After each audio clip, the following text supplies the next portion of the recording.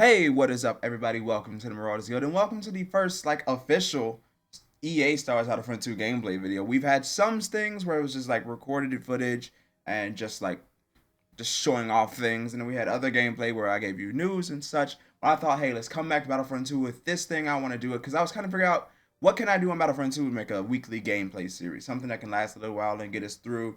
Just give you guys something to watch right now because I'm pretty sure you need something to take your mind off of the world right now. And I figured, why not launch up the Triple C, that is the co-op campaign, well, the co-op canon challenge, I should rather say. And the co-op canon challenge is we're going to be using, obviously, co-op and playing that mode, but we have to use only the in-era things for that specific game. So, for instance, if I launch up co-op for the Republic and I go to Geonosis, I can only use the 212 or the Recon Division, the RF Troopers, and so on and so forth. Now, I'm going to be doing it by myself in this first video. There might be a chance I'm joined by some friends later down the line if this series keeps going.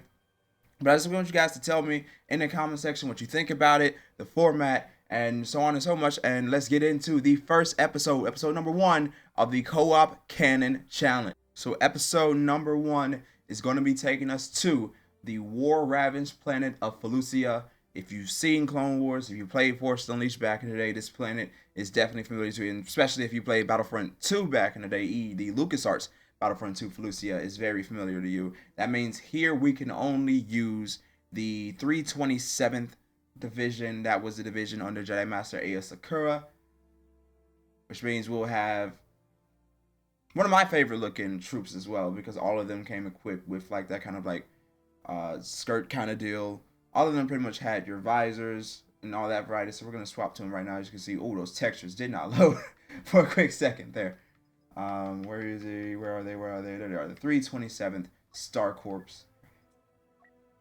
We're going to switch every Legion to the 320. Oh, they were already 327th. That's lucky. And they're already 327th. Okay, good. And now that means we have to swap the blasters as well. So DC-15 can stay. That can stay. We're going to have to switch to the DC-17 on this guy.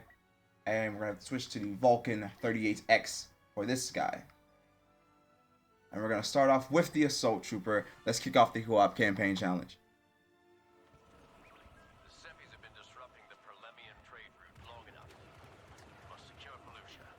Expect heavy fighting and beware your surroundings. Alright. Here you go. Felucia is honestly one of the harder maps to defend, in my opinion. Droids do overrun the position. Now, they did update it in the previous update, the area of defense for Felucia. We got battle droids on the left, pushing hard. Take out that clanker. I'm moving into position. On my rear.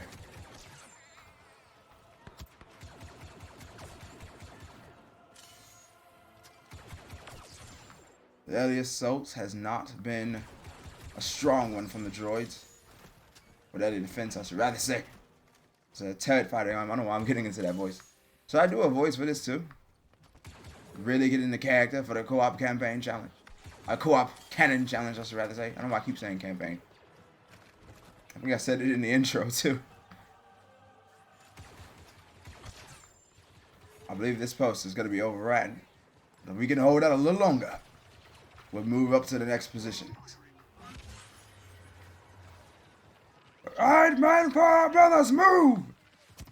First attack stage complete. Well Ah! done, brothers. That's our first clone trooper down. Master Skywalker's into the battlefield. I think it's only fitting that Obi-Wan Kenobi coming. That's the worst British accent ever.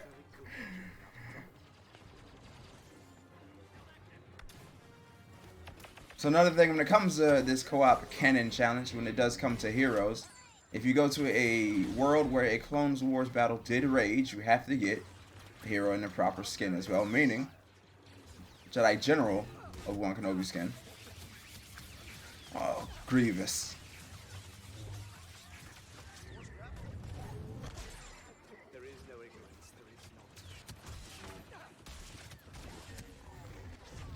Grievous is down. Like how this now turns into just me kind of role playing everyone I play now as well.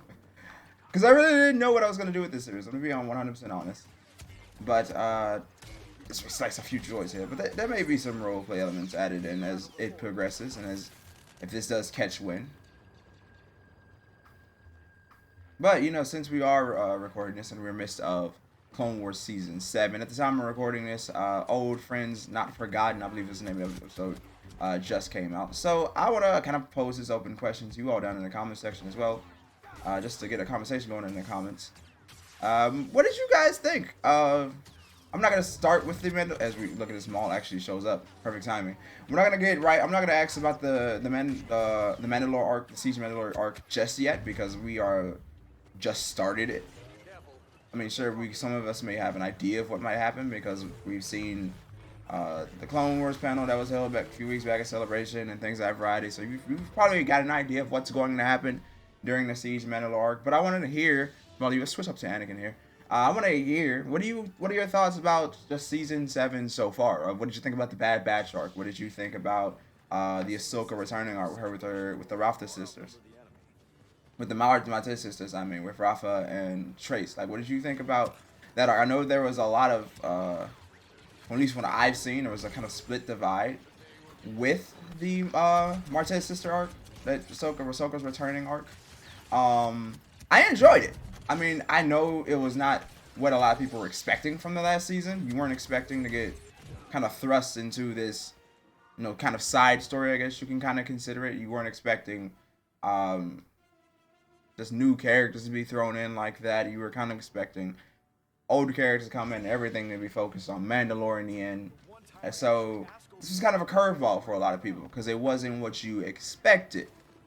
However, in that regard, I did not dislike it because it was vital for the character of Ahsoka. And one of the key things you have to look at when just talking about, in general, the Clone Wars show is it's the best thing to put in. If you watch the Clone Wars download, the show that they upload, I believe every Sunday following a new episode, Sunday or Monday. So another one should be coming out. I'm recording this on a Sunday. So another one I think should be coming out today, if not tomorrow. Might be Wednesday. I might be having all my days wrong anyway. But you should go watch this called Clone Wars Download. It's uploaded on Star Wars YouTube page.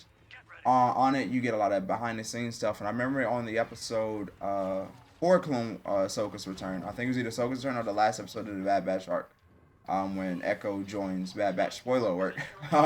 But I'm pretty certain on one of those episodes that Dave Filoni did say that when he looks back at Clone Wars, he considers the main characters to be Ahsoka and Captain Rex. That's another very important thing you have to keep in mind when watching Clone Wars. Is sure, Clone Wars is supposed to be about the Clone Wars. But you just can't have a show be about a 3-year-long event. You have to have characters in between that you develop and you grow to some form of variety. And it just so happens that those characters would turn out to be Ahsoka and Captain Rex in Dave Filoni's eyes. So season 7 rolls around and he's going to take an opportunity to develop Ahsoka more because she is, in his eyes, one of the critical characters to the show. And in that regard, that's why her return arc was very important, because when you look at it, what it shows is Ahsoka, despite thinking that she is no longer a Jedi, is just the opposite. She's still a Jedi. The only difference is she's what Jedi are supposed to be. Helpers of people, like help people who need their assistance. Not warriors, not generals in an army, but helpers. Now, sure, she has to go and fight Maul, so she's kind of going back into the position, but that's a necessary thing because Maul is an evil that needs to be ridden, and through the way she's been taught. But Ahsoka realizes that she is a Jedi no matter what. She's just what the Jedi are supposed to be. That's what she is.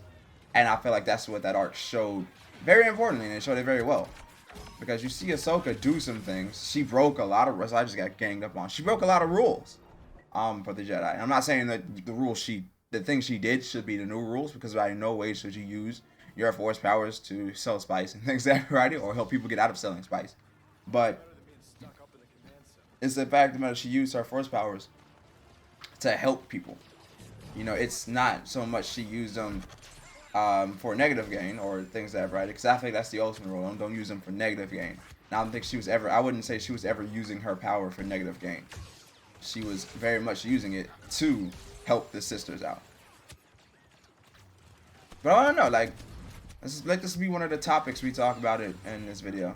What was your opinion on the Ahsoka Returns arc? What do you think about the Rafa sisters, Trace and Rafa, not Rafa sisters, Martez sisters? What do you think about Rafa and Trace?